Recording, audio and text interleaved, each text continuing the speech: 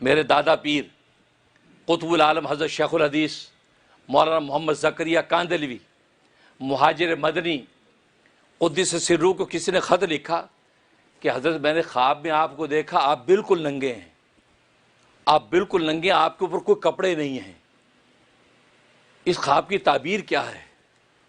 حضرت نے فرمایا کہ بڑا مبارک خواب ہے کہ کاش یہ مقام اور کیفیت ہمیں حاصل ہو جائے جو تو نے خواب کے اندر دیکھی۔ اس نے فرمایا یہ جو کپڑے ہیں یہ کپڑے تو دنیا کے سامان ہیں، تو گویا کہ دنیا کے سامانوں سے اللہ نے مجھے آزاد کر دیا۔ جب دنیا کے سامانوں سے آزاد ہو گیا اس کا مطلب ہے اللہ نے جنت کی بشارتیں مجھے دے دی ہیں، مجھے اب کپڑے ملیں گے تو جنت کے کپڑے ملیں گے۔ تو گویا کہ دنیا کے کپڑوں سے عاری دیکھنا، اپنے آپ کو ننگا دیکھنا، اس کا مطلب ہے کہ اللہ تبارک و تعالی میرے لیے جنت کے لباسوں کا فیصلہ کر چکے ہیں۔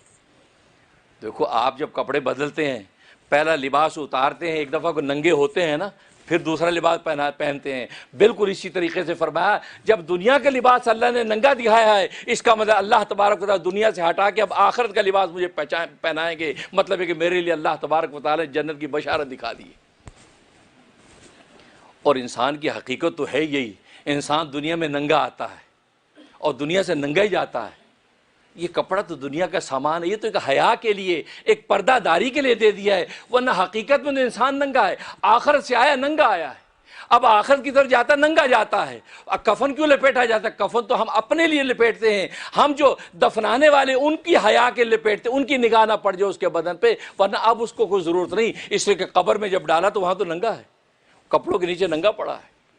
اس کا مطلب یہ ہے کہ اب آخرت کے لباس، تو گویا کہ یہ ایک فضیلت کی بات ہے۔ تو فرمایا بالکل اسی طریقے سے